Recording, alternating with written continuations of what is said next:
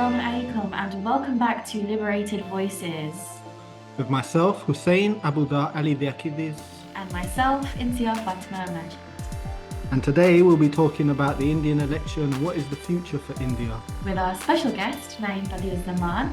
He is Executive Committee Member of the UK IMC and is a communications professional. Thank you so much for joining us.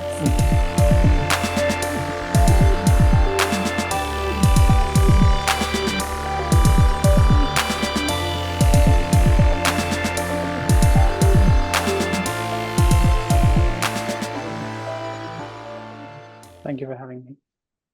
So I think the first question that anyone really to understand the politics right now in India needs to know is, what is the Hindutva ideology of the BJP and of Modi?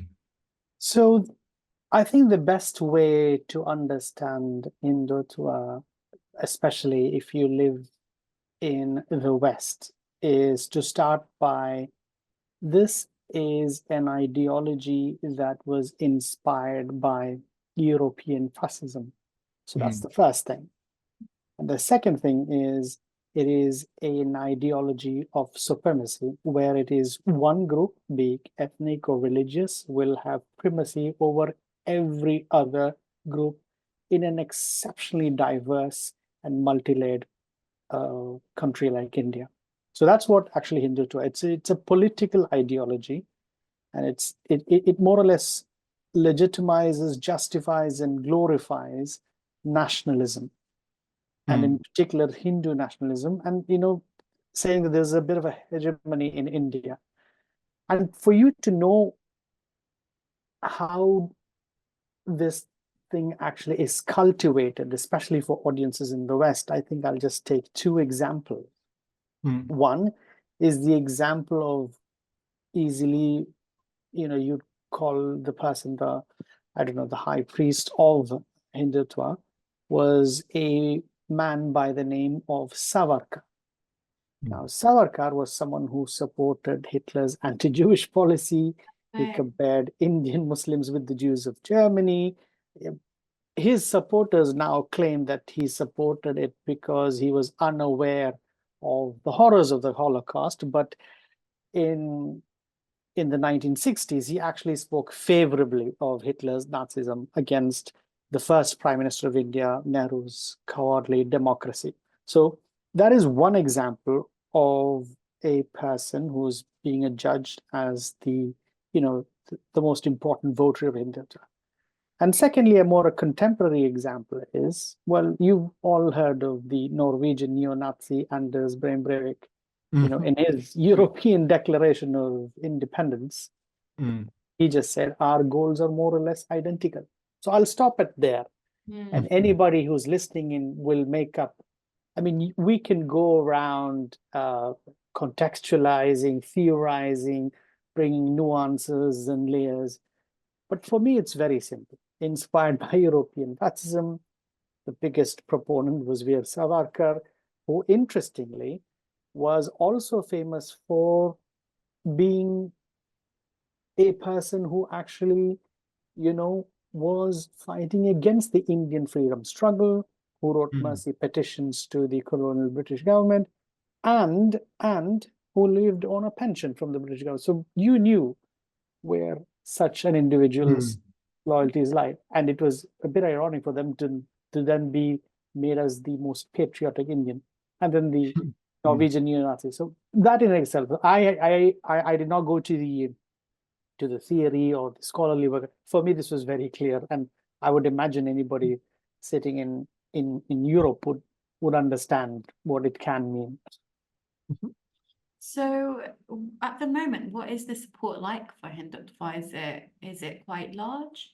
So the current government and its ideological allies and parents and like-minded organizations all see Hindutva as a central tenet of everything they do, be it political, be it the way they view their faith, or even in the way they calibrate their relationships with other communities, ethnic communities, religious communities across the country.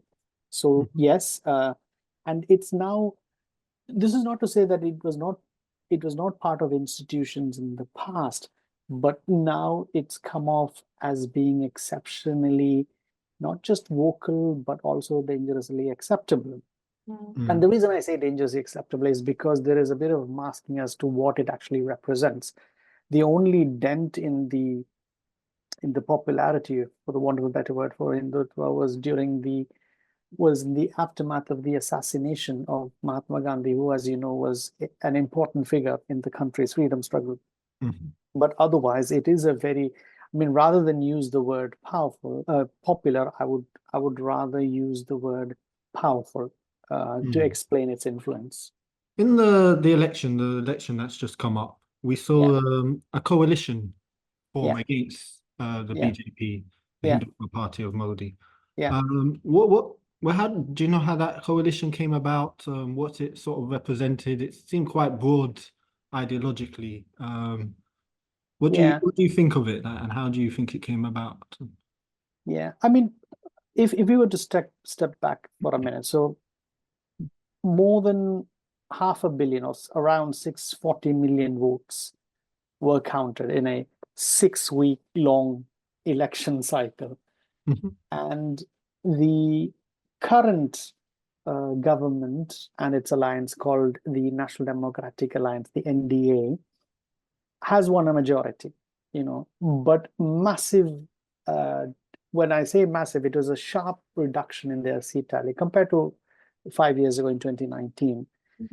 And the India Alliance is, for all practical purposes, the opposition, which wasn't much of an opposition for the last 2 terms, and we'll come to that in a while, is led by the Indian National Congress, now led by Rajiv Gandhi, the son and the great grandson and the great grandson of.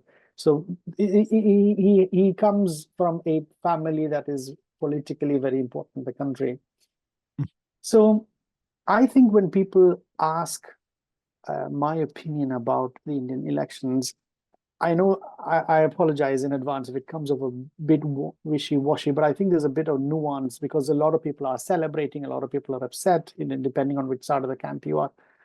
But what this election has proved is you cannot underestimate the power, not just of the people, but also of the establishment. Right. Conversely, you can't also overestimate the power of the establishment or of the people. So again, this depends depending on who you speak to, because I know, for example, a vast section of liberals in the country think, there's been a massive change in the way that Modi is being viewed as. His wings have been clipped. He now has to bow to, say, partners of the coalition who, correct, they may have a slightly outsized role compared to the previous ones. I mean, no longer is it called a Modi government, it's called an NDA government. So there are tinkerings like that. But if you were to look at the actual impact on the ground for communities and the marginalized sections of society, Muslims being one of them, the ground reality on, does it give one hope? I think one must hope anyway. But I think it is very, very naive to expect that there is a sea change, not just in attitudes, but also in the way that things. Because what happens is when you have an enterprise, and I don't know how to call it anything else, when you have an enterprise that's been so used to being so powerful for so long and in such a way, when there is a bit of risk, what happens? You become even more reckless. You become even more audacious in the way you try to seize back power, which means there's a lot of disastrous consequences. Like, for example, I know you would have heard of the several lynchings that sadly happen of Muslims in the country, and the reasons can be. So when we first heard of the lynchings in India, it was over the suspicion of someone who was storing or consuming beef. And you also heard of the story of, how when the investigation wasn't just who killed the individual, was as to whether the consumed meat or the stored meat was actually beef or mutton. So what if it was? But you've lynched the individual, and that has sadly continued now. And it's not just that, you also have organized demolition. And when I say organized, it means, these demolition drives are executed by government officials, not because there has been a crime committed or convicted, only because there is suspicion and only because of accusations. You have to think of this. When a home is demolished on the base of suspicion, and there is no recourse after that, so there is no compensation, nothing to that effect, you can imagine it is. I have not, this is how erasure happens. We've seen it in many communities, and this is how erasure happens. So I know I've gone a bit of a rounded way of actually trying to explain. A lot of us who look at the elections acknowledge that there is a significant change that has happened, and therefore conditions will be different moving on. But I think it is naive for anyone to think that all the challenges that Muslims and other marginalized communities have will just wash away. So in terms of that, you did mention what the impact has been on the minority communities in India right now. I'm just wondering if you think there will be any change at all. Do you think that this is at all a significant shift? And will it cause a shift in societal views as well? I also want to add, just to add on to that, what do you believe that Modi is going to react by getting more harsh or more, or stay the same? Do you think? How do you think Modi is ideologically? Will it change anything at all? Or well, the first one is like, I don't want to come off as someone who's being very fatalistic and say, well, nothing's going to change. There will be change. This is a development that should give us some hope. It also gives us the possibility of what one can do if one is, one is mobilized and, one gets support of allies and all of that.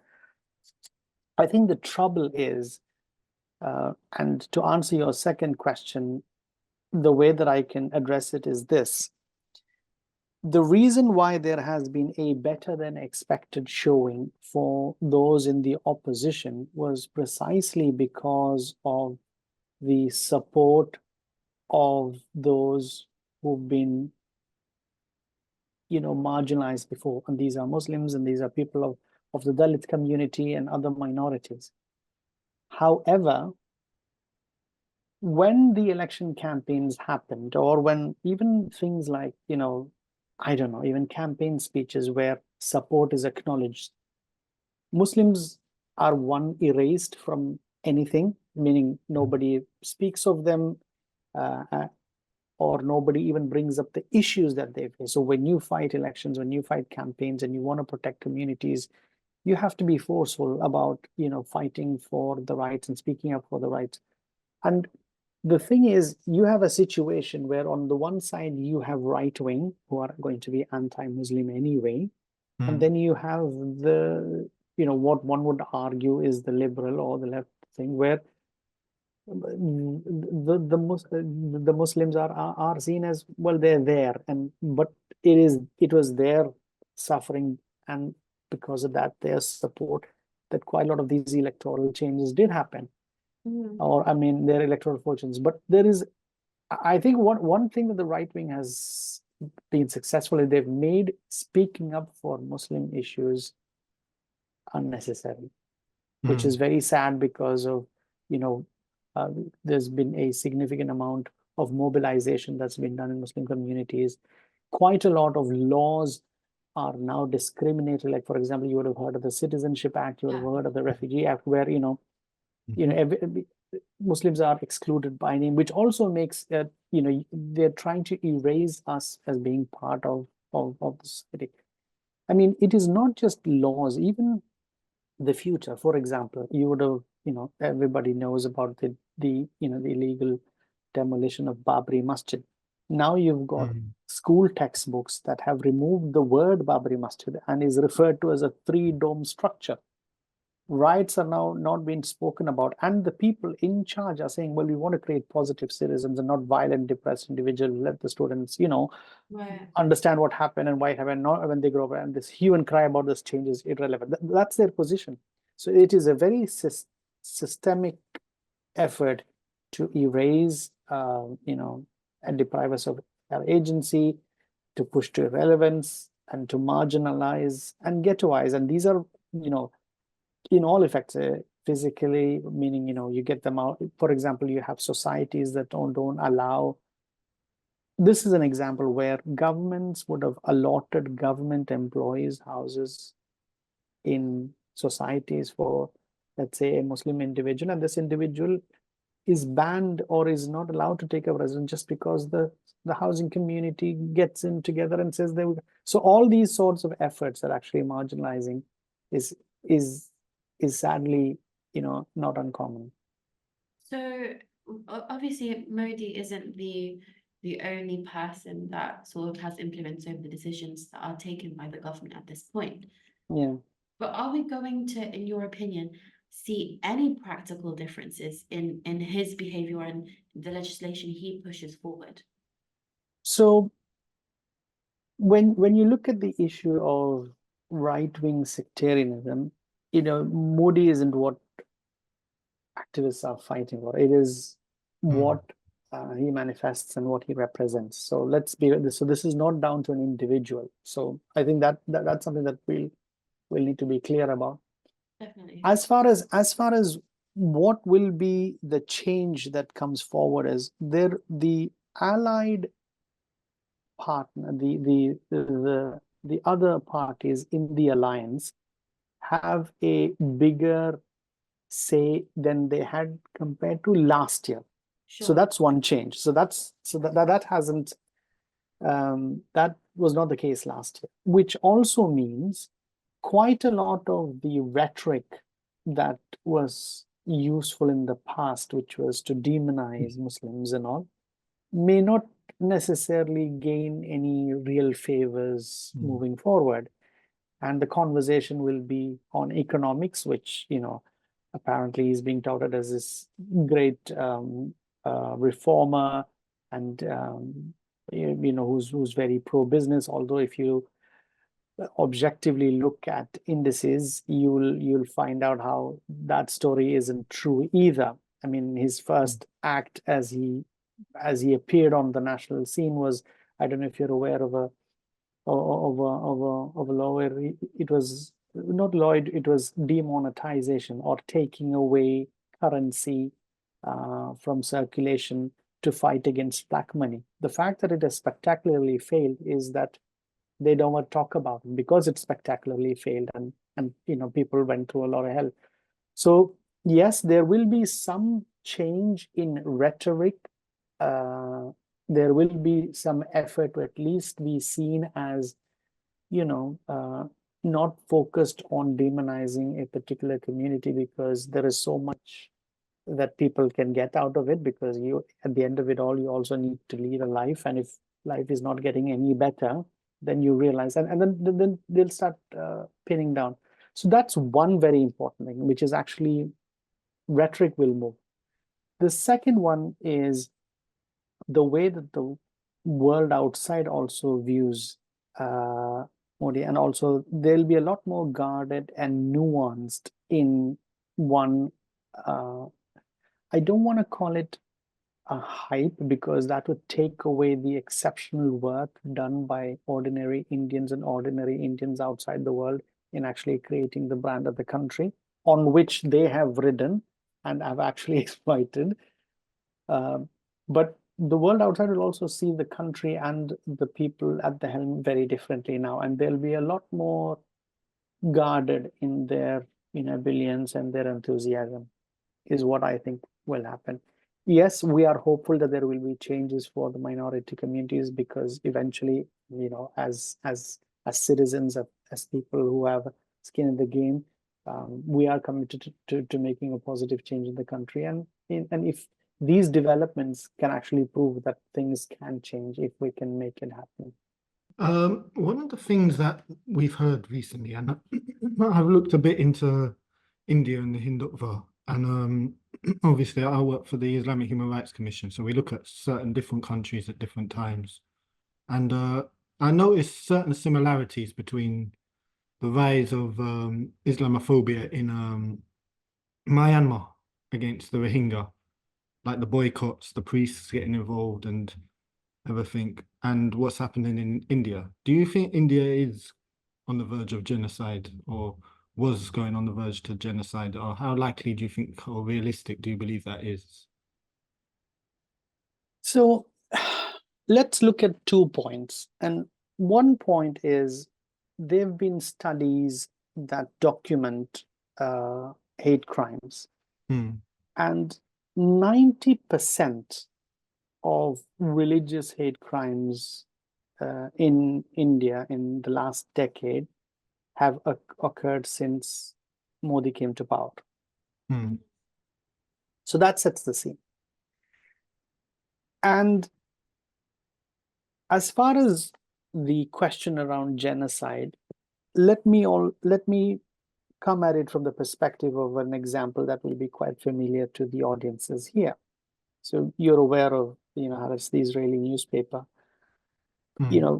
Yes. so Hindu to mobs, anti-Muslim boycotts. In Modi's India, the echoes of 1930s Germany are growing loud. This is a prominent Israeli newspaper talking about what the situation is. So I think those 2 examples actually set the scene for, to your question about, whether it is, and you've got experts on genocide who've been very, very clear about, yes, yeah, it is. And if you've got, I know it's a bit ironic that we use the example of the United States, but if you have someone like Secretary Blinken saying that the US is monitoring the rise in rights abuses in India, you can more or less see that the situation is actually very, very dire. So it's not just that, it's people who actually want to make an effort. Like, for example, a journalist shared a video of a Muslim man being attacked in India, right? Now, what happens? There should be an investigation by the police, right? So that has happened. But guess who was investigated? Not the attackers, the journalist. Okay. So this is what happens, right? When you have a state that is geared or is weak against, for people, against mobs who actually take law into their hands. And it doesn't help that if you also have the mob in the force also taking law into their hands. You would have heard of the example of a railway police officer who walked into a train and killed Muslims on the train. And as he killed and after he killed, he spoke of his hate for them. But this has all become normalized, hasn't it, Naeem? And that, unfortunately, is the sad reality where we talk of it as statistics and not with outrage as it actually warrants. Like, for example, even when you ask the question, and, for us to think of crimes as normalized, it would have reached a point where we see it. So for example, lynchings sadly were front page stories. Yeah. Now they're not only not front page stories, they're underreported. And you have situations where you also have space given to people who talk about the need to take the law into their own hands because of whatever religious or sentimental reasons that more or less perhaps justify those efforts, or worse, which is actually demonize the victim in the first place and make it acceptable to do that.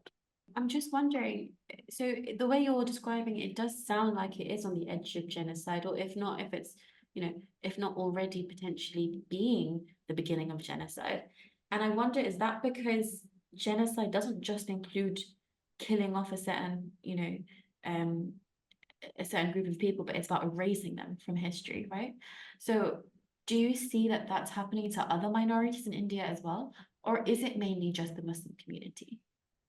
No, so I mean, it is happening to all ethnic minorities. It just so happens that making it happen against Muslims actually gives a lot of electoral dividends. It also makes it is an easier thing for them to practice and not be, punished for it in any way. Is that Just because because, it's more popular, or? well, I wish there was a very easy answer. I mean, not to even imply that you thought it was an easy thing to address, but the explanation for that is quite multi-layered. One, because Islamophobia is also normalized, in which case, typically in cases where when you have the victim demonized, it's an easier sell to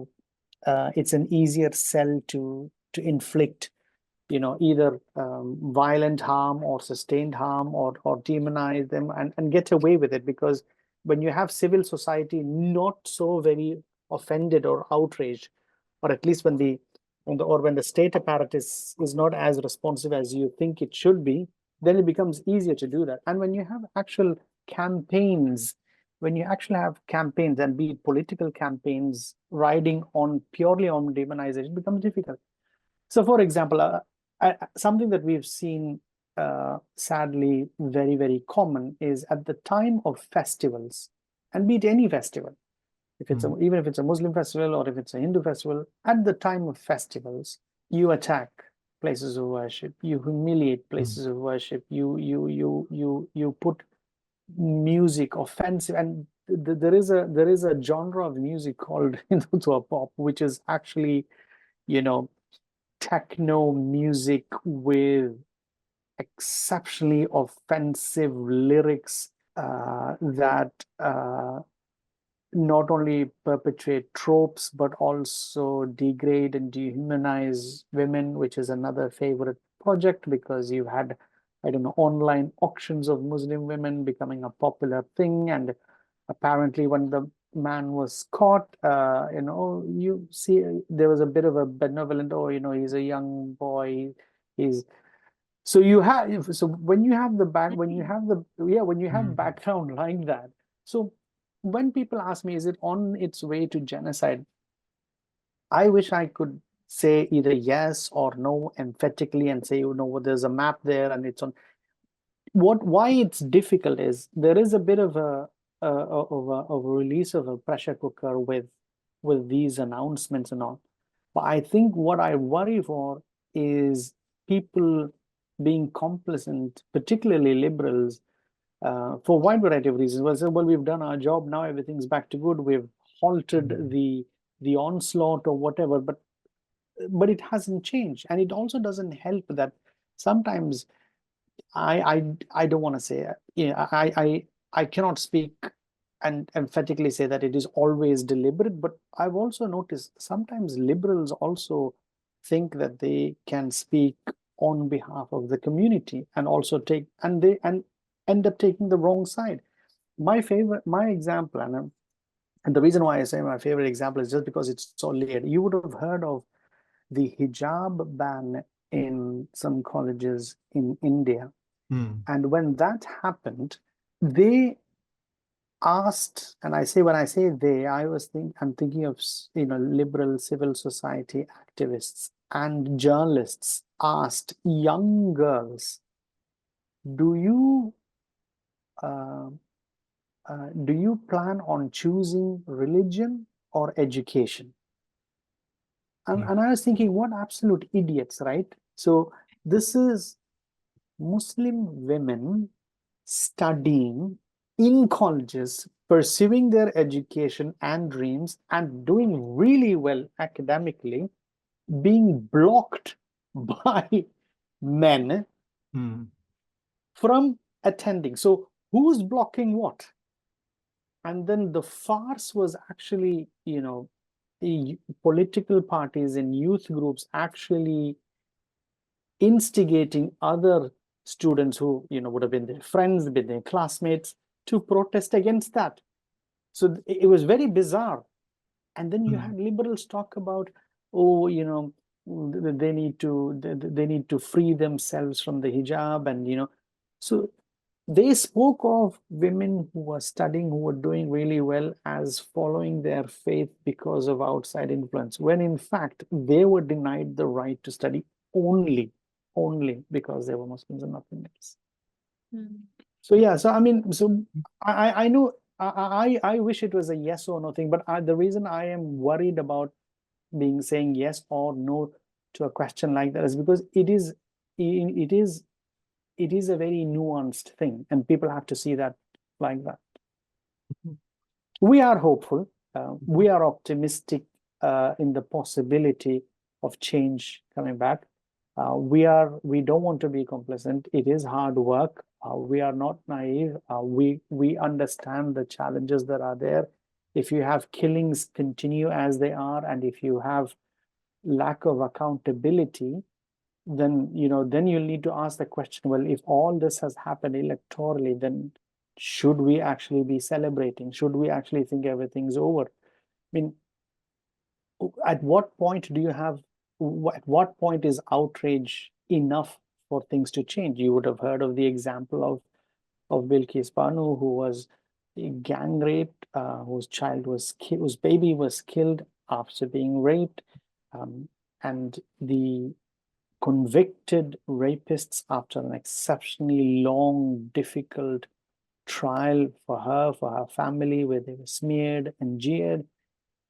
And then when you hear of the convicts being welcomed and paraded as very respectable citizens, it is difficult, because you thought, well, maybe this is a freak example, maybe this is an exceptional one.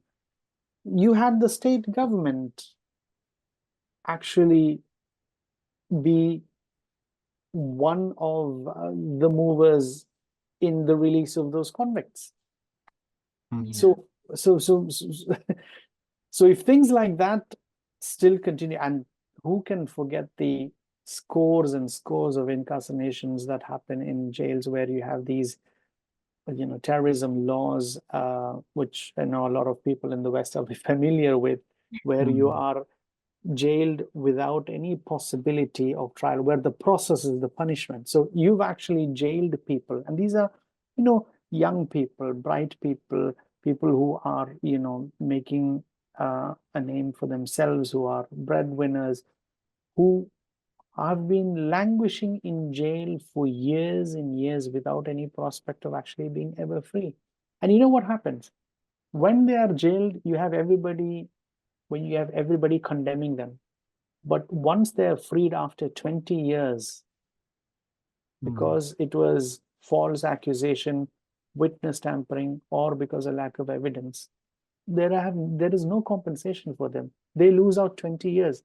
And the sad part is, a lot of liberals would have also joined the calls of condemning those people then, even when it was very clear that due process was not followed and an unfair law was used. It's like a dystopia, isn't it? Yeah, it's terrifying to imagine how it's like. Yeah, I mean, living listen, if you ask individuals that you see, is it difficult for you? We have to be very honest. Just because nothing happens to us as individuals, it is still unfair not to tell the reality of documented attacks and abuses and instances of Islamophobia, institutional and otherwise. I think, unfortunately, we have reached the end of our time for this episode, but it would be great to do maybe another part 2, or have you back, Naeem, if that's possible. We'd love to get an update as well, maybe sometime in the future, on how events are going and whether things are getting better or worse, or definitely, it would be really interesting to see. Yep, happy to do that. Thank you again so much for joining us. Yes, and thank you everyone for listening. We'll be back soon again.